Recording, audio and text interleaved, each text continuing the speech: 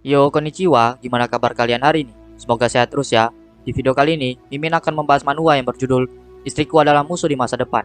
Yang dimana, di video kali ini Mimin akan membahas chapter 11 hingga chapter 12. Bagi yang baru mampir, jangan lupa klik tombol subscribe, like, dan loncengnya agar channel ini dapat berkembang ke depannya. Mohon maaf jika ada kesalahan penyampaian kata di dalam video ini ataupun sebelumnya. Tanpa basa-basi lagi, langsung simak saja videonya. Mendengar perkataan Du Zhao, Zhao Jinyu pun tersenyum dan tertawa dengan berkata, "Hehe." Melihat ekspresi Zhao Jinyu, Du Zhao pun tampak kesal dan berkata, "Hehe, matamu hehe. Sudah berapa kali kau bilang serahkan padaku? Kau bisa melakukannya atau tidak?" Kemudian, malam harinya, Zhao Jinyu pun mendatangi kamar milik Moluso dan berkata, "Sore." Mendengar perkataan Zhao Jinyu, Moluso pun bertanya, "Kenapa kamu di sini?" Zhao Jinyu pun menjawab, "Ada banyak alasan, tapi singkat ceritanya, saat ini aku tidak punya tempat tinggal. Apakah nona cantik ini bisa mengizinkanku tinggal di sini?" Di sisi lain, pada kehidupan Moluso yang lalu, Moluso pun tampak berjalan tertati-tati sambil berkata, "Pada akhirnya, hari ini telah datang. Setelah berkelana sepanjang hidup, akhirnya harus berakhir seperti ini. Mana yang salah jika waktu itu aku pergi denganmu tanpa memperdulikan segalanya? Apakah akhir akan berbeda? Terserah. Di atas tahta kekaisaran, semuanya adalah takdir. Aku, pada akhirnya, masih tetap seorang kaisar wanita." Tampak, pintu kamar Moluso berbunyi, menandakan seseorang sedang berkunjung ke kamarnya. Moluso pun melihat ke arah pintu itu dan berkata di dalam hati, "Siapa yang datang selarut ini?" Moluso pun menghampiri dan membuka pintu tersebut dan muncullah Zhao Jinyu dan berkata, "Hai, selamat malam." Melihat Zhao Jinyu datang menemuinya, Moluso pun bersembunyi di balik pintu dan berkata, Kenapa kamu datang ke sini? Ibuku pernah bilang, pria yang datang di waktu seperti ini adalah serigala jahat." Mendengar perkataan itu, Zhao Jinyu pun tersenyum dan berkata, "Aku tidak punya pilihan lain. Tapi, jika kau merasa tidak nyaman, kalau begitu, aku akan kembali dan tidur di rumah bordil." Mendengar perkataan Zhao Jinyu, Yuan Ji pun tersenyum sambil berkata di dalam hati, "Menggunakan trik murahan itu, kau hanya cari mati. Klan kami, leluhur musim semi, menghormati para gadis. Dia berani membicarakan rumah bordir, mari lihat bagaimana pemimpin roh menanganinya." Mendengar perkataan Zhao Jinyu, Moluso pun mendekati Zhao Jinyu dan berkata, "Tidak, apa para gadis di rumah bordil lebih baik daripada aku?" Mendengar perkataan Moluso, Yuan Ji pun tampak terkejut dan sekaligus syok sambil berkata, "Pemimpin roh." Moluso pun berkata kembali, "Bukankah aku pengantinmu?" Mendengar perkataan Moluso, Zhao Jinyu pun tersenyum dan berkata, "Bukan seperti itu. Aku baru ingat, ruang cadanganmu akan ditempati oleh pelayan pribadimu. Mari lupakan ini, bagaimana?" Mendengar perkataan Zhao Jinyu, Moluso pun melirik ke arah Yuan Ji dan berkata, "Tidak masalah, dia bilang akan menemui kenalannya yang ada di kota. Benar kan?" Mendengar perkataan Moluso, Yuan Ji pun tampak ketakutan dan menjawab dengan iya. Mendengar jawaban itu, Moluso pun tersenyum dan berkata, "Datanglah lagi besok pagi." Yuan Ji pun segera pergi dari kamar tersebut sambil berkata, "Sedikit penderitaan bagus untuk jiwa." Lalu, Moluso pun menghampiri Zhao Jinyu dan bertanya, "Jadi, kenapa kamu datang ke sini?" Mendengar pertanyaan Moluso, Zhao Jinyu pun berkata, "Istana membawakan dua gadis untuk pernikahan percobaan. Saat ini, aku yakin mereka sedang menyelinap ke kamarku. Bagaimana menurutmu?" Mendengar perkataan Zhao Jinyu, Moluso pun tampak kesal dan berkata, "Aku sudah mendengarnya. Itu adalah peraturan dari istana. Tapi, aku tidak mau membagimu dengan wanita lain." Mendengar perkataan Moluso, Zhao Jinyu pun tersenyum dan berkata, "Itulah kenapa aku di sini. Benar kan? Para petugas protokol terus saja mengoceh tentang peraturan dan etika. Benar-benar menyebalkan. Selama aku tinggal di sini untuk beberapa hari dan membuat para petugas itu berpikir, jika semuanya tidak berjalan sesuai rencana, maka kita tidak lagi membutuhkan para pelayan pernikahan percobaan itu. Aku sangat ingin melihat wajah mereka saat aku keluar dari ruanganmu."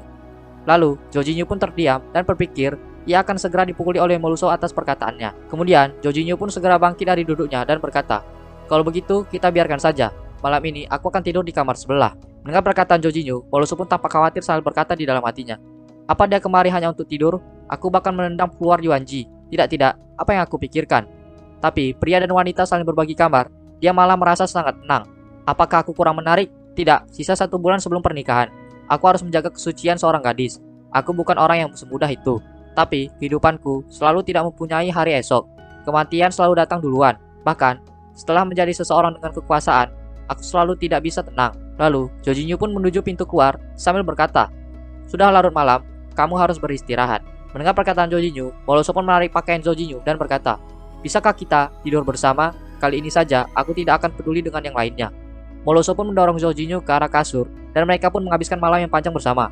Angin lembut, air biru, tetesan air, dan wangi kehidupan daun hijau serta bunga teratai. Tampak Yuan Ji terduduk sendirian, menahan dinginnya malam sambil berkata, "Sedikit penderitaan baik untuk jiwa. Resolusi hanya bisa didapatkan dengan menderita. Bekerja keras akan meraih kemenangan, dan perutku kelaparan." Keesokan harinya, Zhao Jinyu pun keluar dari pintu kamar Moluso dan berkata, "Selamat pagi dunia." Tampak para petugas inspektur yang sedang mengobrol dengan ayahnya, Du Zhou. Mereka berkata, Du Zhou, kasurnya telah datang. Di mana kami harus meletakkannya? Du Zhou, tandunya telah diubah sesuai instruksi. Melihat ke arah keramaian, Zhou Jinyu pun tersenyum dan berkata, ada banyak orang ya. Mendengar perkataan Zhou Jinyu, Du Zhou pun tampak bingung dan berkata, aneh sekali. Apa aku datang di negara yang salah? Kenapa anak ini bangun pagi sekali? Lalu, keluarlah Moluso dari kamarnya sambil berkata, berisik sekali. Melihat pemandangan tersebut, Du Zhou pun terlihat shock berat dan tak bisa berkata apa-apa. Para petugas inspektur yang melihat Zhou Jinyu dan Moluso tampak keluar dari satu kamar, menceramahi mereka dengan berkata, penurunan moral kemasyarakatan benar-benar parah. Melakukan hal semacam itu sebelum pernikahan sangat keterlaluan. Du Zhou pun hanya terdiam melihat ke arah Zhou Jinyu sambil berkata di dalam hati, anak bodoh, dia terlalu keras kepala. Dengan yang mulia, dia berani. Sekarang petugas protokol tidak akan membiarkannya begitu saja. Mendengar perkataan para petugas inspektor, Zhou Jinyu pun tersenyum dan berkata, bagaimana bisa kalian mengatakan seperti itu kepada sepasang pasangan mesra? Sepertinya para anak muda ini harus mengajari semua orang yang ada di sini. Lalu, Zhou Jinyu pun berkata kepada Moluso yang berada di sampingnya, kamu bisa kembali dan tidur. Jangan khawatir, serahkan padaku. Mendengar perkataan Zhou Jinyu, para petugas inspektor pun tampak marah dan berkata, sialan, aku tidak akan memaafkannya. Kau pikir orang pinggiran sepertimu layak menjadi kenalan seorang kaisar? Kami telah memberitahu kaisar mengenai perbuatan jahat yang telah kau lakukan beberapa hari ini.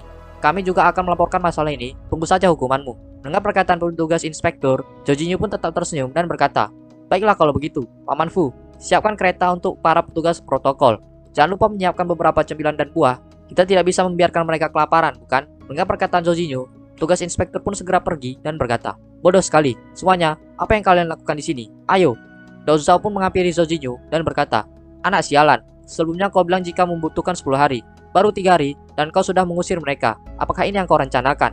Mendengar perkataan Du Zhou, Zhou Jinyu pun berkata, jangan terburu-buru, Pak Tua, yang terbaik belum datang.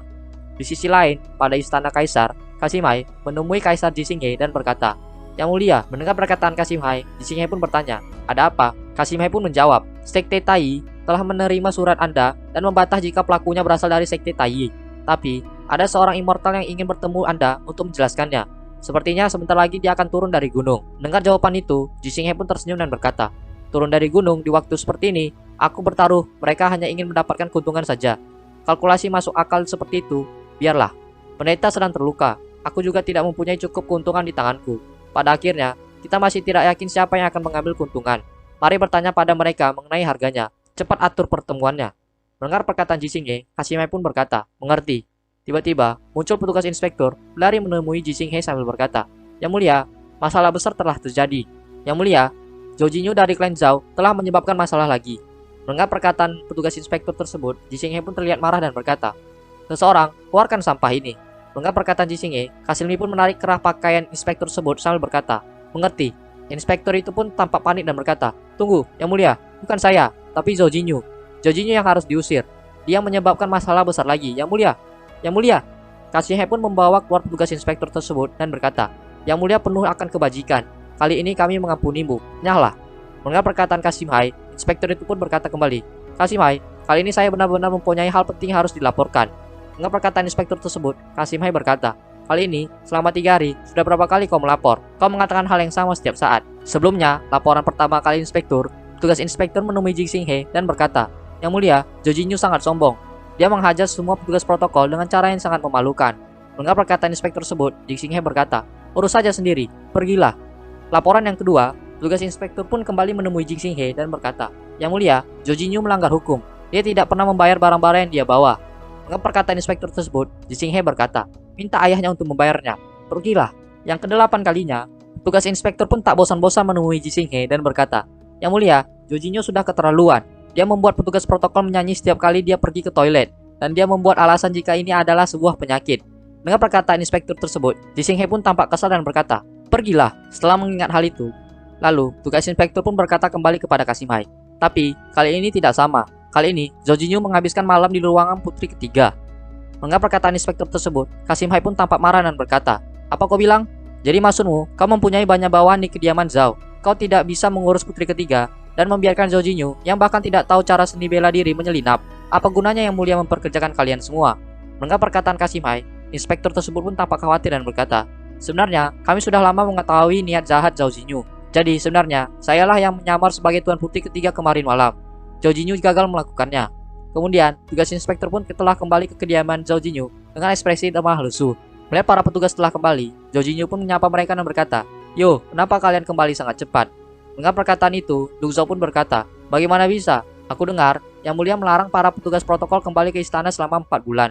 Mendengar perkataan Du Zhao, Zhao Jinyu pun melipat kedua tangannya sambil berkata, "Siapa yang menyukai alarm palsu? Mereka memanggilnya, kedua kali akan melemah, ketiga kali akan melelahkan. Seperti itulah." Mendengar perkataan Zhao Jinyu, Du Zhao pun berkata, "Kenapa kau bisa sangat percaya diri, meskipun aku baru saja mengetahuinya?" Mendengar perkataan Du Zhao, Zhao Jinyu pun berkata, "Tentu saja, ini karena aku mendapatkan saluran informasi khusus. Yang penting, para petugas protokol itu tidak akan datang untuk mengganggu lagi, kecuali mereka ingin membuat marah Yang Mulia dan membuat kepala mereka terpenggal. Semua selesai, aku bisa kembali tidur." Mendengar perkataan Zhao Jinyu, Du Zhao pun tersenyum dan berkata di dalam hati, "Anak ini." Setelah Zhao Jinyu dan Du Zhao saling berbicara, mereka pun berpisah dan saling berkata di dalam hati. Zhao Jinyu berkata, "Kita sudah tidur bersama, jangan yang sama, kenapa istri bodohku masih bertingkah bodoh?" Lalu, Du Zhao pun berkata di dalam hati, "Anak bodoh ini sudah mengurus tugas protokol dan pelayan percobaan pernikahan. Dia bahkan tidak meminta bantuanku." Zhao Jinyu pun dan Du Zhao saling berpikir di dalam hati, tetapi mereka memikirkan hal yang sama. Zhao Jinyu pun tampak berpikir dan berkata, "Kita tidak bisa membiarkannya terus seperti ini, bukan? Apa mungkin aku harus membesarkannya seperti seorang anak perempuan?" Du Zhao pun juga tampak berpikir dan berkata, "Jika dipikir-pikir, aku tidak terlalu memperhatikannya. Dia menjadi sangat ahli sebelum aku mengetahuinya." Lalu, Zhao Jinyu pun berkata, "Ada yang mengatakan, setelah seseorang mabuk, dia akan memberitahu kebenarannya. Jika dia mabuk, mungkin dia akan menunjukkan sifat aslinya."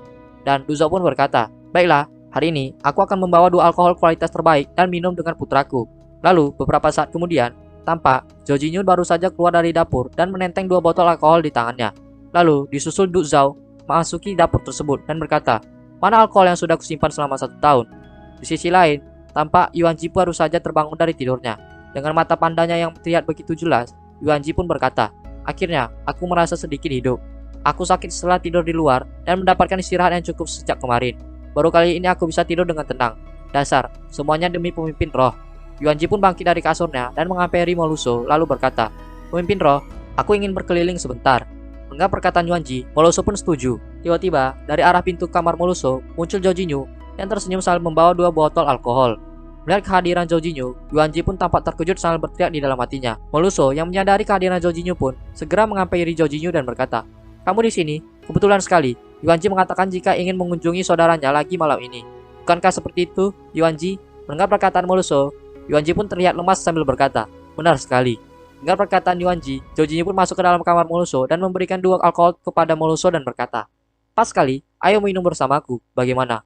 Mendengar perkataan Zhao Jinyu itu, Moluso pun tampak terkejut dan berkata, Tapi aku tidak bisa minum." Zhao Jinyu pun kembali berkata, "Jangan khawatir, ini adalah Lao Jiao berharga ayahku. Dia memperlakukannya seperti harta dan melarang siapapun membawanya keluar. Kita hanya akan meminumnya hari ini. Anggap saja, ini sebagai perayaan untuk pernikahan kita yang mendatang."